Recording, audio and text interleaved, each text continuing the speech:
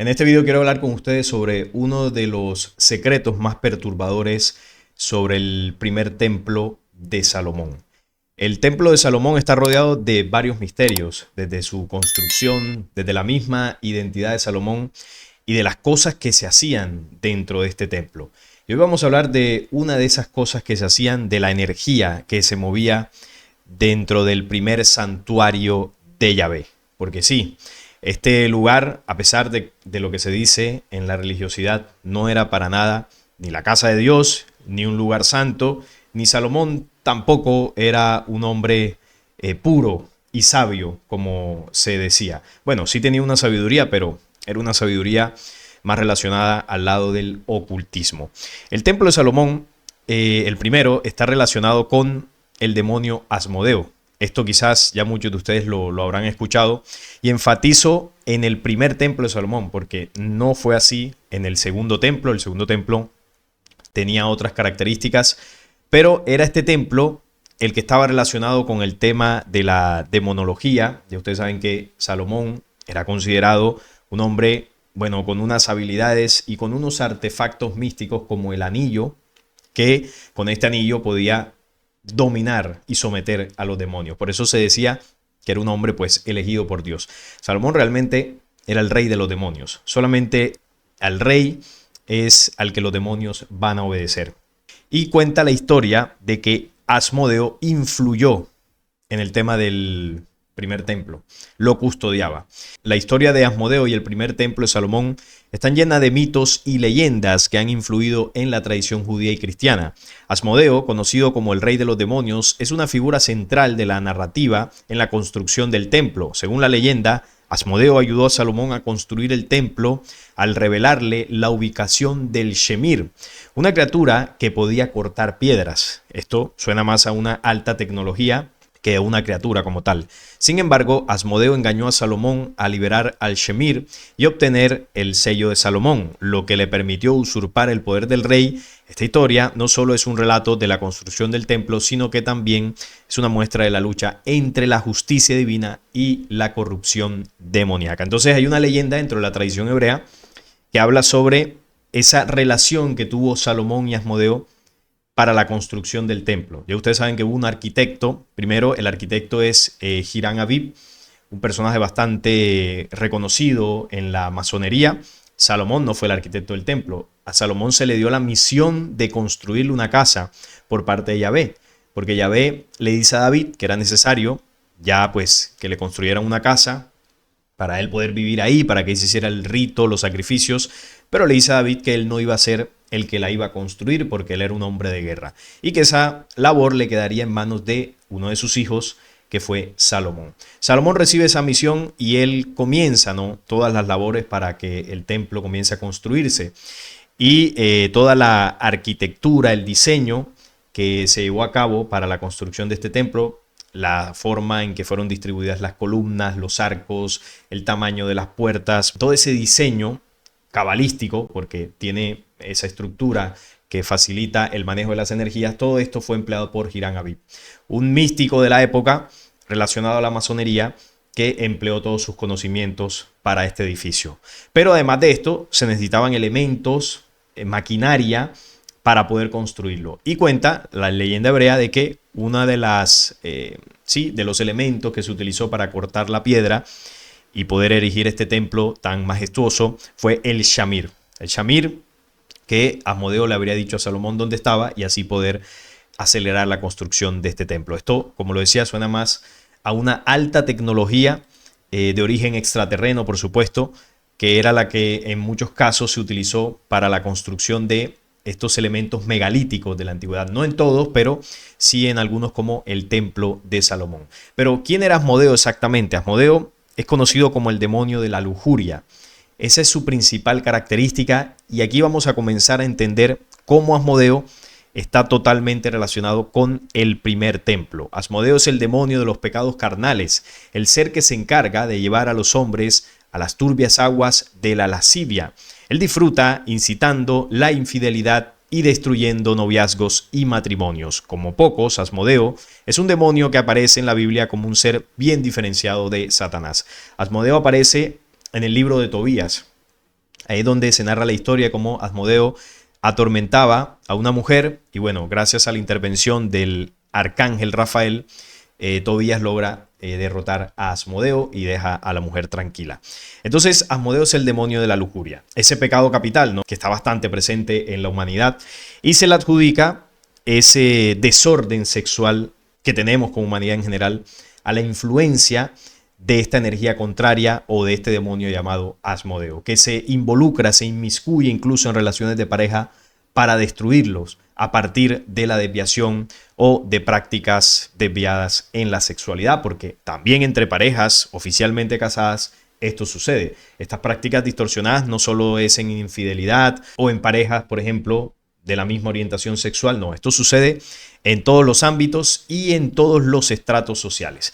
Entonces, esa distorsión en la intimidad es incitada desde los planos más bajos, de las energías más densas, por un demonio llamado Asmodeo. Asmodeo es conocido como el demonio responsable de pervertir los deseos sexuales de los humanos, de motivar la voluptuosidad y hacer que las almas, dantescamente hablando, sean condenadas al segundo círculo del infierno, que es la lujuria. Y ahora vamos a entender su relación con el templo de Salomón. Vamos a profundizar un poco en esa leyenda entre Asmodeo y el rey Salomón. Una de las primeras historias de Asmodeo se cuenta en el tratado Gitín del Talmud, una obra de varios volúmenes sobre la ley judía. Aquí se narra la historia sobre el rey Salomón y la construcción del templo. Salomón necesitaba una herramienta que pudiera cortar piedra y sus consejeros le hablaron de algo llamado Shamir, una criatura supuestamente capaz de cortar piedra. Salomón estaba interesado, pero se entera de que los únicos que sabrían dónde estaría esta herramienta serían los demonios. Pero los demonios le dicen que hable con Asmodeo al respecto, que, como ya lo sabemos en la tradición, Asmodeo es uno de los líderes de estos demonios. Entonces Salomón va y dialoga con Asmodeo para preguntarle dónde estaría el Shamir. Entonces esto llama la atención, ¿no?, porque Salomón tiene una imagen dentro de la tradición cristiana de un hombre sabio que en algún momento se desvió, pero que fue elegido por Dios, le construyó el templo. Es decir, es recordado como uno de los hombres más importantes de la historia. Pero cuando tú profundizas en tradiciones hebreas, cuando profundizas en textos apócrifos y otras tradiciones que no están ligadas a la corriente religiosa, te das cuenta que la historia de Salomón es mucho más oscura de lo que se cuenta. Tiene muchas más sombras, está rodeado de un halo de misticismo, de demonología y ritos y prácticas que evidentemente están bastante alejadas de la luz y de la justicia. Salomón era un mago oscuro que manejaba a la perfección todas estas artes místicas. Salomón, de hecho, podríamos decirlo como una de las encarnaciones de Yahvé, una de esas encarnaciones de estos espíritus contrarios, de los espíritus más poderosos del bajo astral, y por eso Salomón podía dominar a placer a los demonios con el anillo, porque Salomón era el rey de los demonios. Era una entidad encarnada en un cuerpo físico, y ahora vamos a ver en el tema que estamos hablando de Asmodeo y la desviación de la sexualidad. En ese aspecto también podemos entender la naturaleza demoníaca de Salomón. Entonces Salomón logra encarcelar a Asmodeo y obtener la ubicación del Shamir, pero cuando el templo está terminado y Asmodeo es liberado, Asmodeo engaña a Salomón para que le entregue su poderoso anillo, y así lo que hace Asmodeo es desterrar a Salomón y lo suplanta. Dice que adopta una forma que se parece a Salomón para gobernar en el reino, ¿no? Aquí, bueno, dice que se suplanta. Yo diría más bien que lo que hace Asmodeo es posesar el cuerpo de Salomón. Por eso decía ahorita que Salomón es una encarnación del mal. Fue un anticristo en su época. Fue la representación de lo que los hebreos están esperando como su Mesías, porque el Mesías de ellos es el que se va a sentar en el tercer templo de Salomón. O sea que el Mesías que ellos esperan en tiempos actuales es otra encarnación del mal, un demonio que va a utilizar un cuerpo para manifestarse. A grandes rasgos es lo que cuenta esta leyenda, ¿no? Ese pacto que tuvo Salomón y Asmodeo para la construcción del templo. En este punto usted dirá, pero entonces, ¿qué relación tiene Asmodeo, el demonio de la lujuria, con el tema del primer templo y Salomón? Bueno, aquí ya vemos la primera, ¿no? Hubo una negociación, hubo un pacto para acceder a una herramienta, el Shamir, para el corte de piedras, y eso pues aceleraría la construcción del templo. Pero además de esto, el templo era custodiado por las energías de distorsión sexual era custodiado por el mismísimo Asmodeo.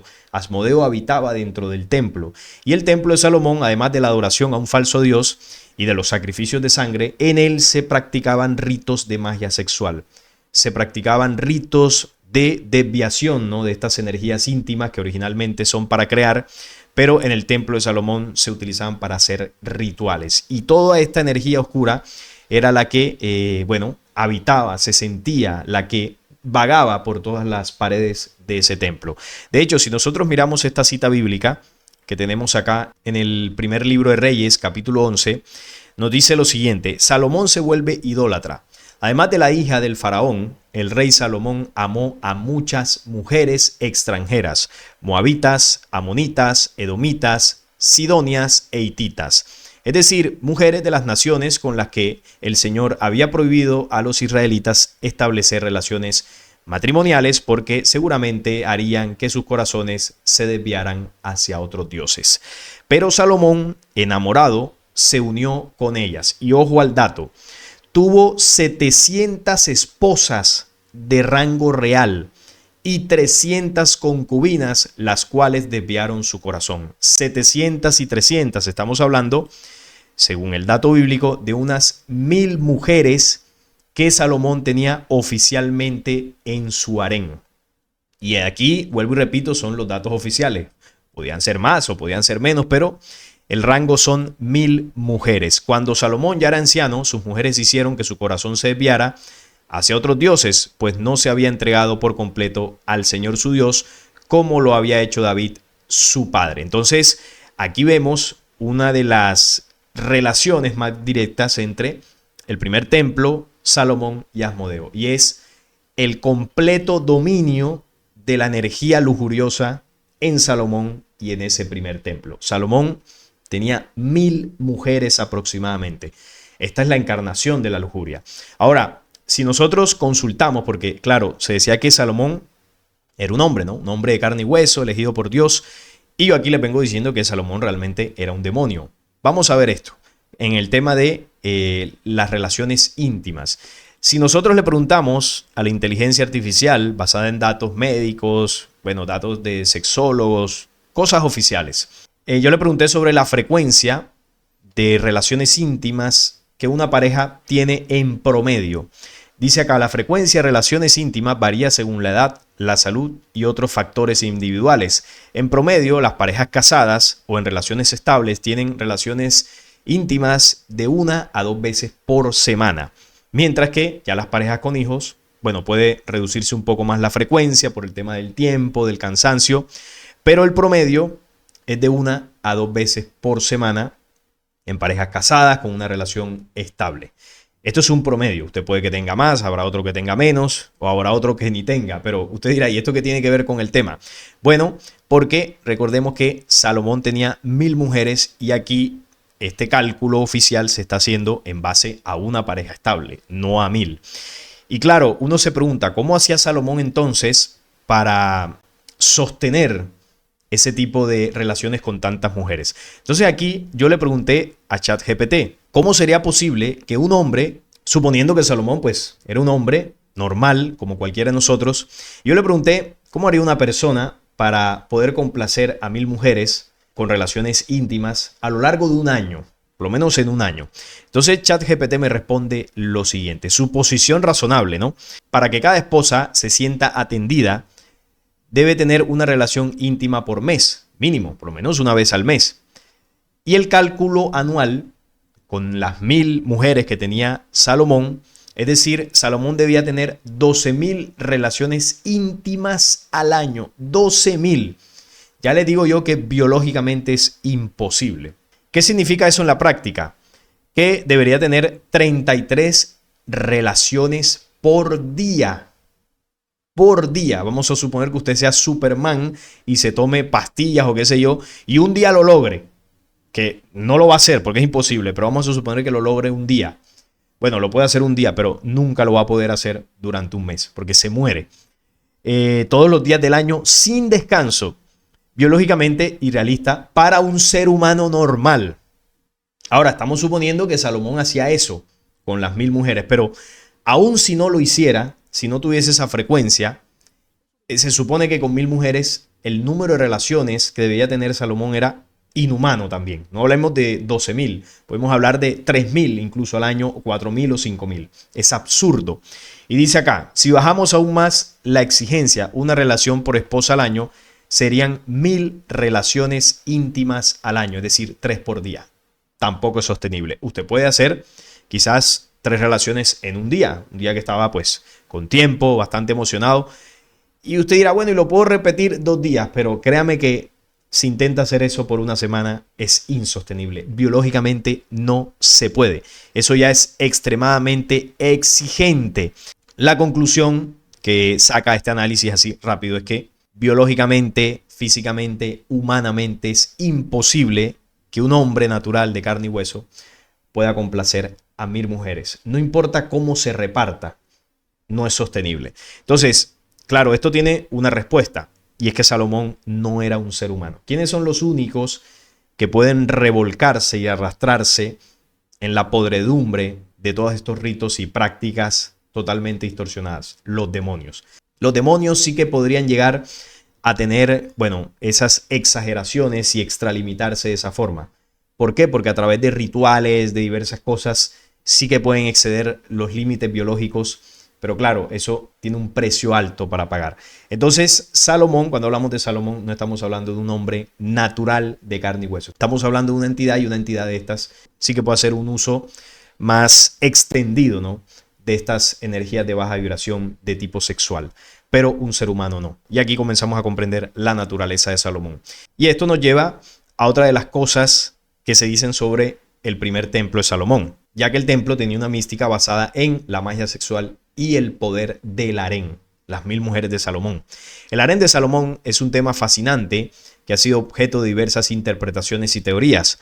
Algunos estudios sugieren que el harén no era solo un lugar de placer físico, sino también un espacio de poder y control psíquico. La idea de que Salomón mantenía un vasto imperio, no solo con diplomacia, sino con un oscuro secreto arraigado en la magia sexual. Esto ha sido objeto de discusión y análisis. La Biblia presenta a Salomón como el epítome de la sabiduría, pero su vida personal, especialmente su vasto harén, plantea interrogantes sobre su verdadero poder. La conexión entre las princesas extranjeras y las diosas de la fertilidad como Astarte e Isis y los grimorios que se le atribuyen a Salomón, el poder de comandar espíritus, todo esto ha sido objeto de teorías sobre el origen del poder de Salomón, ya que este podría venir no de Dios, sino de la magia a través de estas prácticas de distorsión de energías creacionales. Y realmente venía de allí. Mucha de la sabiduría del poder místico que tenía Salomón era a través de prácticas con el harén. Este señor conocía, ¿no?, todos estos elementos para mover estas energías de baja vibración. Salomón era una entidad encarnada en un cuerpo físico y sabía cómo conducir todas estas energías, y el templo servía para eso. Recuerden, fue construido por un masón con toda la arqueometría, la geometría sagrada para la conducción energética, y ya lo que ellos tenían que hacer eran rituales, sacrificios de sangre y bueno, todo un proceso de invocación de entidades que Salomón sabía hacer muy bien. Salomón abrió las puertas del astral a través de todo el conocimiento esotérico que, bueno, trajeron al planeta Tierra los Elohim cuando invadieron el planeta. Y estas prácticas místicas era básicamente para invocar las energías o los espíritus oscuros que, bueno, quedaron vagando en el planeta luego de la destrucción de la Atlántida y de lo que se llama comúnmente como el diluvio universal. Lo que dice el apócrifo de Enoc: los espíritus de los Nefilim, de los gigantes y otras razas híbridas, quedaron vagando en este planeta Tierra luego de su destrucción física, y estos iban a ser conocidos hacia futuro, según el texto de Enoc, como los espíritus malos, espíritus oscuros que podían ser invocados para volver a tomar influencia y cuerpo en esta dimensión. Y esta gente sabe cómo invocarlos. Y para eso, bueno, se inventaron una cantidad de corrientes místicas a lo largo del tiempo y así logran conducir estos espíritus. Así que el tema de la magia y el harén de Salomón obviamente está relacionado. Por acá vemos el misterio del harén de Salomón. La Biblia nos presenta a Salomón, bueno, como el hombre más sabio. Pero ¿era este séquito de mujeres, su harén, una simple muestra de poder terrenal, un harén de diplomacia real o algo mucho más ancestral y esotérico. Mucho se comenta sobre el poder o la influencia de la energía sexual que éste podía tener, el control psíquico y rituales arcaicos. Textos apócrifos y susurros gnósticos sugieren que las mujeres de Salomón no eran meras consortes, sino practicantes activas de un complejo sistema de poder. En muchas tradiciones esotéricas, la energía íntima no es meramente reproductiva, sino una fuerza cósmica de creación y manifestación. La llamada magia sexual o tantra rojo explora cómo canalizar esta energía para alcanzar estados alterados de conciencia, obtener poder psíquico o influir en la realidad. Los comentarios apuntan a la idea de que Salomón utilizaba a estas mujeres a menudo de naciones paganas, no solo por placer, sino para acceder a rituales de fertilidad y longevidad, posiblemente extrayendo su energía vital o canalizando la potencia íntima colectiva. Esta práctica, lejos de ser un simple desliz moral, podría haber sido una estrategia deliberada para consolidar su poder y extender su tiempo de vida. Entonces, claro, estas energías que son muy bien conocidas por la neognosis de las prácticas íntimas, la magia sexual, esta gente con estos rituales bastante antiguos sabían de las cosas que se podían crear a partir de la distorsión de estas energías. Ojo, no quiere decir que la sexualidad y estas energías sean negativas, todo lo contrario, solo que mal utilizadas o distorsionadas sí que, bueno, se pueden crear cosas bastante oscuras como las que hacía Salomón y como las que se siguen haciendo en estos rituales de filosofías y prácticas esotéricas como las que se hacen en la gnosis. Las energías íntimas son las energías más poderosas del universo. Usted puede crear un ser humano con estas energías. Usted puede crear salud para usted y para su pareja. Usted puede crear y fortalecer el vínculo espiritual y el vínculo amoroso con su pareja si se utilizan estas energías de forma limpia y de una forma correcta. Pero si usted distorsiona estas energías y además le añade rituales y prácticas y cosas raras, entonces estas energías lo van a destruir. Lo van a destruir a usted mental, física y espiritualmente, van a destruir su relación de pareja, van a destruir su hogar.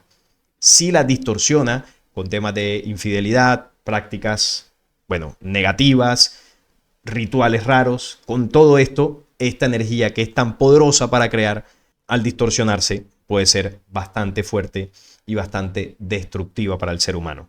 Entonces, esta gente, que son los señores del caos, saben cómo utilizar esto para mover energías contrarias, y este es uno de los misterios, queridos amigos, o de las cosas más oscuras y ocultas del templo de Salomón y lo que se hacía a partir de las energías íntimas. Por eso Salomón tenía tantas mujeres y por eso Asmodeo era el demonio que custodiaba el templo. ¿Por qué? Porque, bueno, la lujuria era el pan de cada día en ese lugar. Y de tanta lujuria, pues, toma cuerpo un demonio como Asmodeo. Pero esto que yo estoy diciendo acá no se lo van a decir en la religión y no se lo van a decir en muchos lados, porque conviene seguir manteniendo la imagen de Salomón, conviene seguir manteniendo la imagen del templo, de Yahvé como el Dios verdadero, porque Yahvé sabía todo esto y se lo permitió a Salomón durante mucho tiempo, porque Yahvé comía de esas energías también. Entonces, estos Elohim son los que promueven estas situaciones. Y como conviene mantener esa imagen de divinidad de todo esto que pasaba en el Antiguo Testamento, pues no se lo van a decir. Pero bueno, aquí yo se los traigo para que veamos esa otra cara de esta historia. Esto es lo que quería compartir, queridos amigos. Por ahí estaré leyéndolos en los comentarios a ver qué opinan de este tema tan escandaloso, ¿no? Allí en el primer templo, por ahí estaré viendo sus opiniones. Si les gustó, les agradezco un like, la suscripción al canal y compartirlo para que llegue a más personas. Hasta la próxima.